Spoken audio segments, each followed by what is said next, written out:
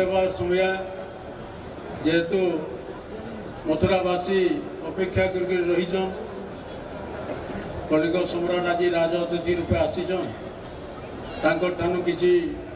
से मार्गदर्शन पाइबे किसी आशीर्वाद पाइबे किसी सहयोग पाइबे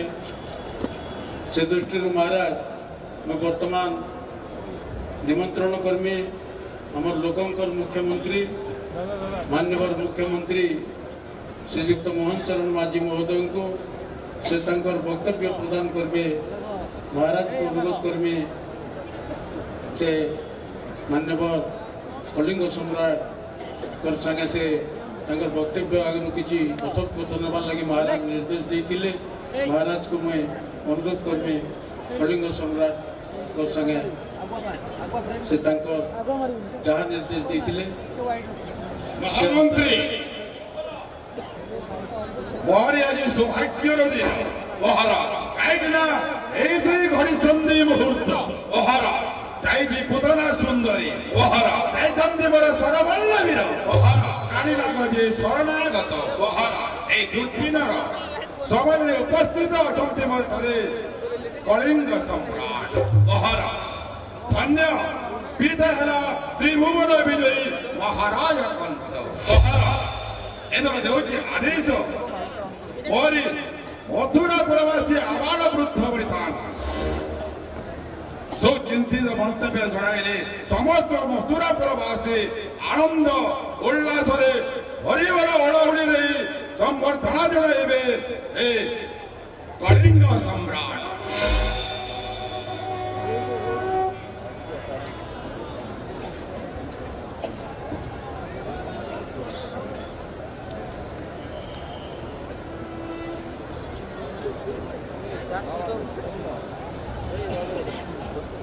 सर्वप्रथम कलिंग सम्राट को आज मथुरा नगरी विकास योजना पाई कौन करिछंती एला प्रथम प्रश्न महाराजंकर द्वितीय प्रश्न है महिला सशक्तिकरण पाई कौन पदक्षेप नहीं एवं तृतीय प्रश्न है हे मथुरा प्रवासी आबाल वृद्ध वृद्ध मोरी मथुरा कृषि अंचल सर्वाधिक चाषी रही मोहरी यही मथुरा गणरे तांकरी उपरे कृषक मान योजना उपरे केते कार्य फलप्रद होती सुचिंतित मंतव्य दे त्रिभुवन विजयी कंस आत्मतृप्ति लाभ कर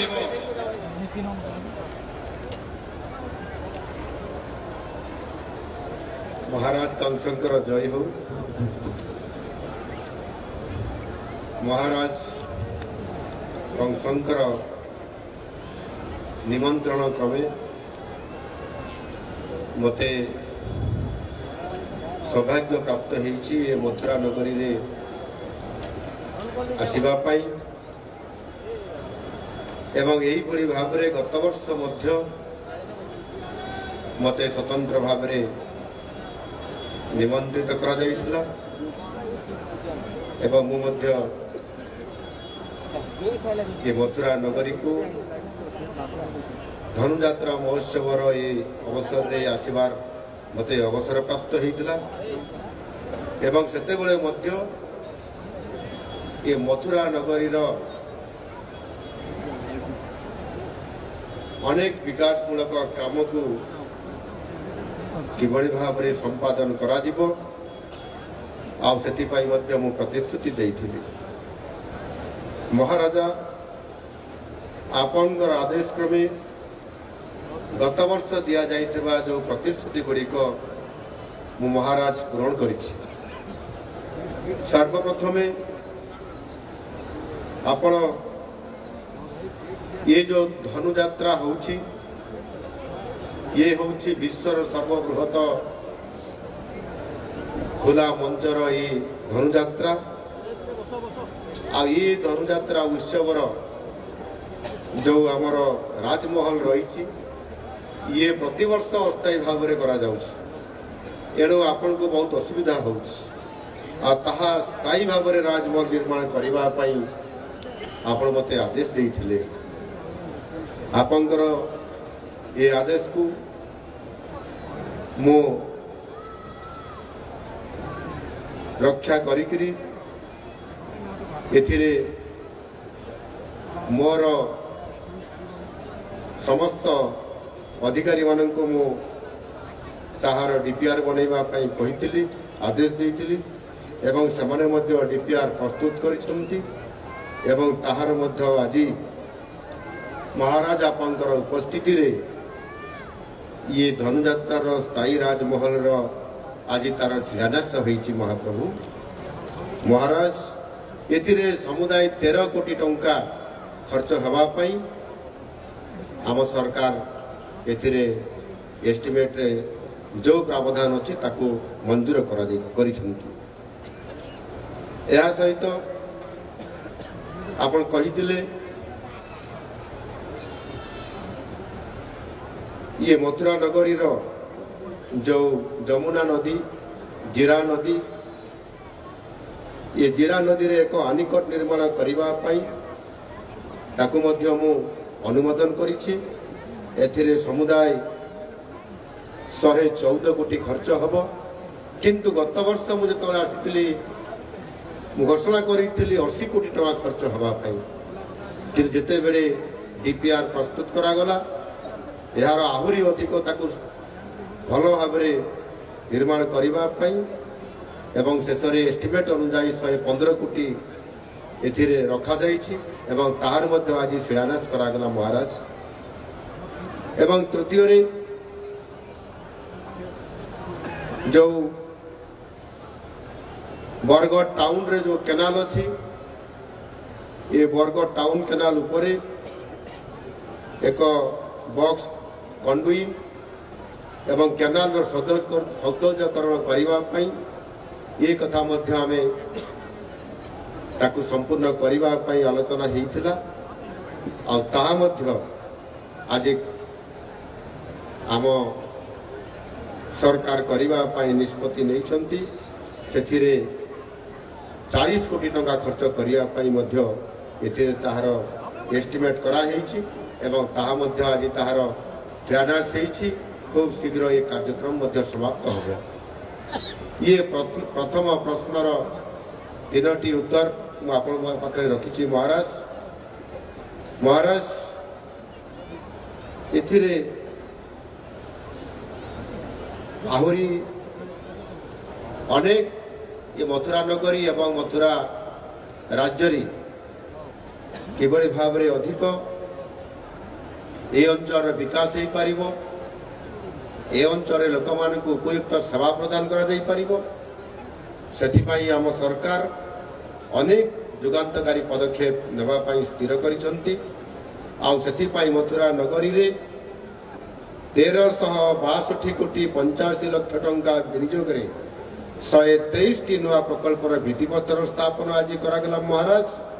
ଏବଂ ତା ସହିତ ମଧ୍ୟ ଉଦ୍ଘାଟନ ମଧ୍ୟ ଅନେକ ପ୍ରକଳ୍ପର କରାଗଲା। ଏଥିରେ କୃଷି, ଜଳସେଚନ, ଯୋଗାଯୋଗ, ସ୍ୱାସ୍ଥ୍ୟ ସେବା ପରି ଅନେକ ଜନକଲ୍ୟାଣକାରୀ ପ୍ରକଳ୍ପର ଆଜି ଶ୍ରୀ ଗଣେଶ ଏବଂ ଶିଳାନ୍ୟାସ କରାଗଲା। ସେହିଭଳି ଭାବରେ ଆହୁରି ଅନେକ କିଛି କାର୍ଯ୍ୟକ୍ରମ ଅଛି। ଯେହେତୁ ମୋତେ ଆତିଥ୍ୟ ଦେଇଛନ୍ତି, ପ୍ରତିବର୍ଷ ଆସିବା ପାଇଁ ନିମନ୍ତ୍ରଣ କରିଛନ୍ତି ଆଉ ସେଥିପାଇଁ ମୁଁ ଅଧିକ ଏ ମଥୁରା ନଗରୀକୁ ଉପହାର ଦେବା ପାଇଁ ଆହୁରି ଅନେକ ଉପହାର ନେଇକରି ଆସିଛି ମହାରାଜ। ଜିରା ନଦୀରେ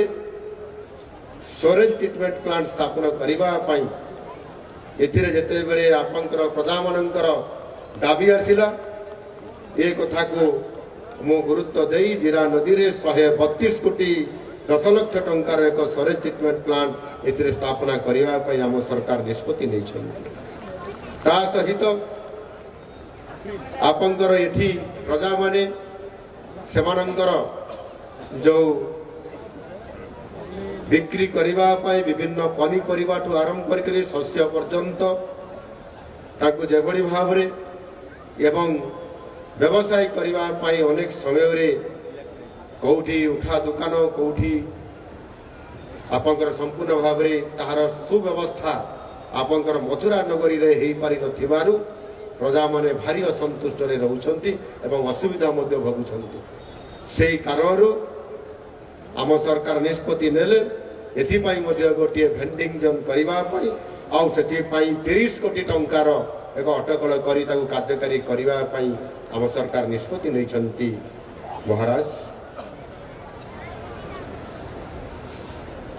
ता सहित ये बरगढ़ आपर मथुरा नगरी रे जेभली भाव रे लोक संख्या वृद्धि घटुछि जानवाहन चलाचल रे तार आवश्यकता बढ़ुछि एवं ताहा सहित मध्य जेभली भाव रे एठी बस चलाचल होउछि एवं सेति पई एक बड़ बस स्टैंड र करिबा पई आम सरकार निष्पत्ति नैछंती आउ सेति पई ये बरगढ़ सदर रो ये मुख्य सदर महकुमा रे 66 कोटी 64 लाख टंका रे एक अटल बस स्टैंड निर्माण हेबा पई आम सरकार निष्पत्ति नैछंती महाराज एवं यहा सहित आमर ग्रिंडल ठारे एक अंतर्नदी जलाशय निर्माण करबा पई मध्य आम सरकार निष्पत्ति नैछंती एथिरे मध्य 150 कोटी टंका माध्यम निर्माण करबा पई आम सरकार निष्पत्ति नैछंती ये चारोटी प्रकल्प पई समुदाय 378 कोटी 10 लाख टंकार अर्थ आम राज्य सरकार निष्पत्ति नैछंती अनुमोदन करिछंती एनु निश्चित भाव रे ये मथुरा राज्य रे बरगढ़ महानगरी रे जो सब समस्या अच्छी ताकू आगामी दिन रे आम सरकार पूरण करबा पई प्रतिश्रुतिबद्ध महाराज आपनकर द्वितीय प्रश्न ये मथुरा नगरी रे जो महिला माने अछंती से महिला मानकर पई महिला सशक्तिकरण रे आम राज्य सरकार कौन पदक्षेप नहीं महाराज आम सरकार आसवा पूर्वर जिते बड़े घोषणा पत्र स्थानित करथिले जदि आम दल सरकार को आसीब तबे सर्वप्रथम महिला मानक सशक्तकरण करिवो आउ सेथिरे महिला मानक सशक्तकरण करबा पाई जाई एक स्वतंत्र भाव में सुभद्रा योजना लागू करने आम सरकार आसवा पूर्वर आम दल मैनिफेस्टो रे घोषणा पत्र स्वतंत्रता देइथिले एवं आम कलिंग राज्य रे ए कथा को कलिंगवासी मध्य ग्रहण करथिले एवं सरकार बदलैथिले नुआ सरकार आसीथिला एवं भारत वर्षर सम्राट यशस्वी प्रधानमंत्री नरेंद्र मोदी जी आशीर्वाद रे डबल इंजिन सरकार जिते बेले आमर कलिंग रे शासन करबा पई अधिकार प्राप्त हैला संगे संगे आम कैबिनेट बसई से दिन निष्पत्ति नैथिलु महिला मानकु 50,000 टंकार आर्थिक सहायता प्रदान करिवु एवं प्रति वर्ष 10,000 टंका देबु गोटे किस्ती रे 5,000 करिवु आउ सेथिपई आपनकर मथुरा नगरी रा समस्त महिला मानकु समस्त मोर सुभद्रा भणी मानकु आमे 10,000 टंका लेखा प्रति वर्ष हिसाब रे प्रदान करि सारिछु एवं सेतिरे संपूर्ण भाव रे जणे जणे महिला को 15,000 टंकार आर्थिक सहायता आम कलिंग सरकार तरफ प्रदान करा जाइछि महाराज सही बड़ी भाव रे आपनकर तृतीय प्रश्न रे कृषक मानकर सशक्तिकरण कथा कहिछन्ती ये बरगढ़ होउछि संपूर्ण भाव रे सारा कलिंगर अर्थात आजिर ओडिशार एक भातहांडी कहला त्रुटि हम ना यदि बरगढ़ रे चाष कार्य हम ना ताहले निश्चित भाव रे संपूर्ण भाव रे कलिंग नगर कलिंग राज्यर समस्ते संकट रे पड़े ଖାଦ୍ୟ ସଙ୍କଟରେ ପଡ଼ିବେ। ସେଥିପାଇଁ ଆମ ସରକାର ଚାଷୀଙ୍କର ପାଇଁ ମଧ୍ୟ ଅନେକ ଗୁରୁତ୍ୱପୂର୍ଣ୍ଣ ନିଷ୍ପତ୍ତି ନେଇଛନ୍ତି। କୃଷକମାନଙ୍କର ସଶକ୍ତିକରଣ ନାଁରେ ମୁଖ୍ୟମନ୍ତ୍ରୀ କୃଷି ଯୋଜନାରେ କୃଷକମାନଙ୍କୁ ଶସ୍ୟ କିଭଳି ଅଧିକ ଉତ୍ପାଦନ ହେବ ଏବଂ ଯେତେବେଳେ ଚାଷ କାର୍ଯ୍ୟ ଆରମ୍ଭ ହେବ ସେତେବେଳେ ବିହନ ଉତ୍ତମ ମାନର ଉତ୍ତମ କିସମର ବିହନ ପ୍ରଦାନ କରାଯିବ, ସାର ପ୍ରଦାନ କରାଯିବ ଏବଂ କୀଟନାଶକ ଔଷଧ ମଧ୍ୟ ଚାଷୀମାନଙ୍କ ହାତରେ ଦେବା ପାଇଁ ଭାରତ ସରକାର PM କିଷାନରେ 6,000 ଟଙ୍କା ଗୋଟିଏ କିସ୍ତିରେ 3,000 କରି ବର୍ଷକୁ 6,000 ଟଙ୍କା ପ୍ରଦାନ କରୁଛନ୍ତି।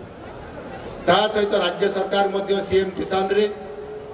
ବର୍ଷକୁ 2ଟି କିସ୍ତିରେ 2,000 କରି 4,000 ଟଙ୍କା ପ୍ରଦାନ କରୁଛନ୍ତି।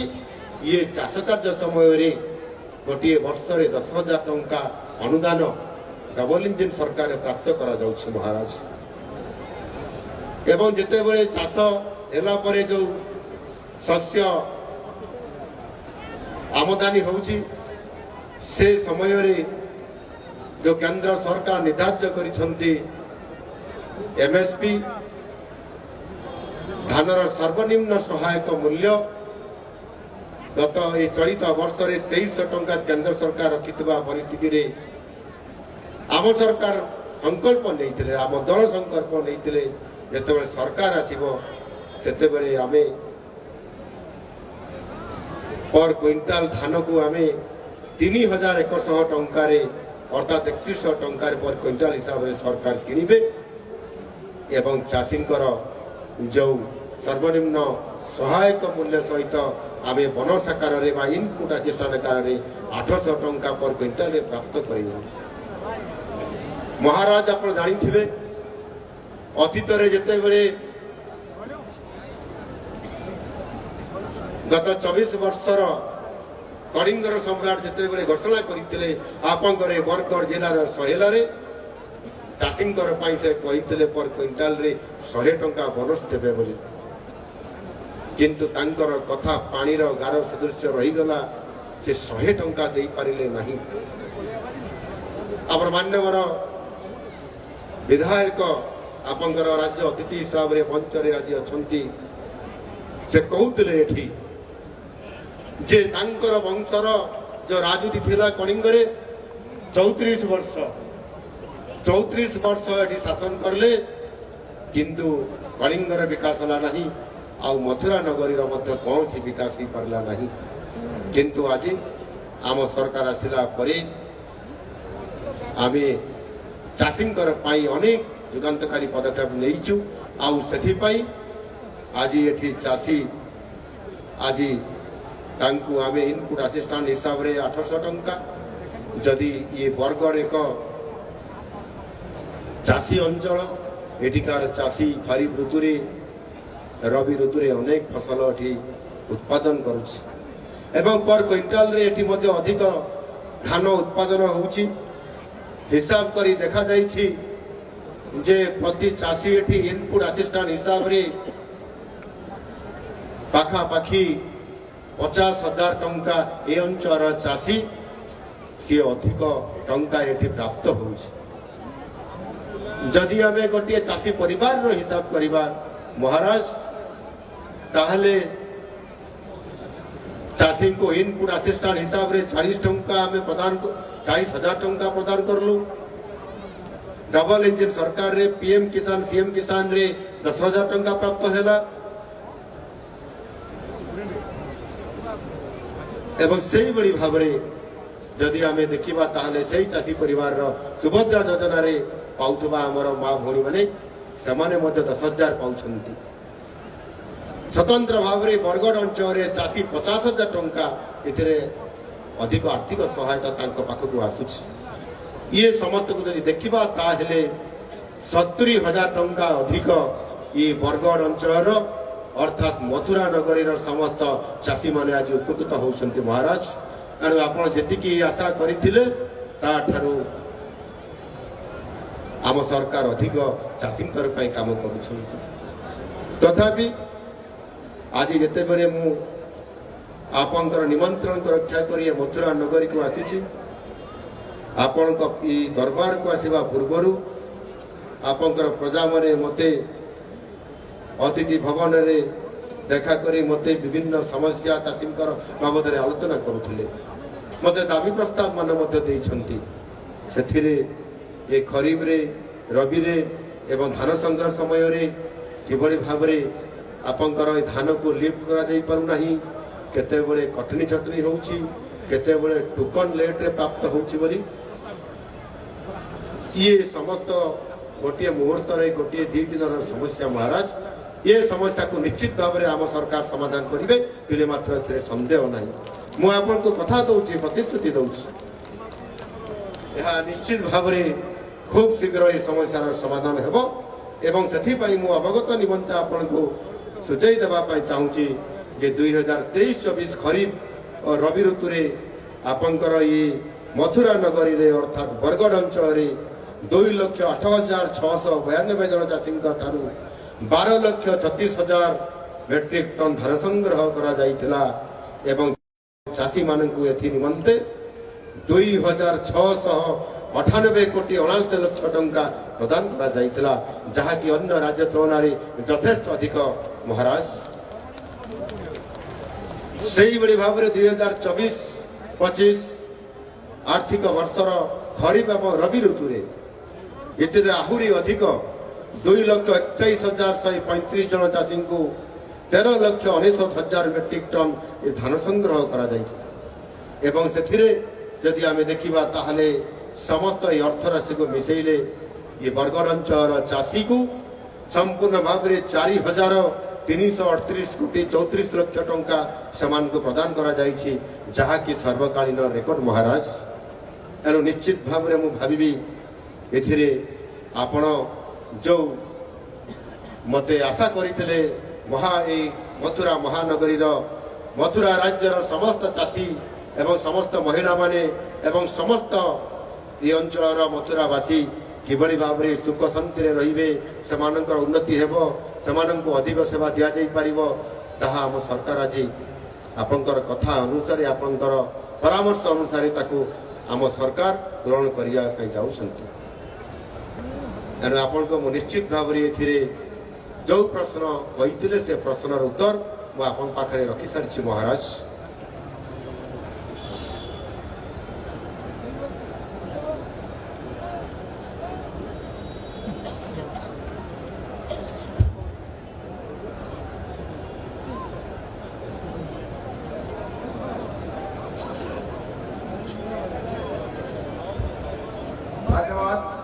आत्मतृप्ति लाभ करा महावीर कंसास परवर्ती कार्यक्रम को आगे नेवा पाएंगे देवती आदेश सतपथे बाबू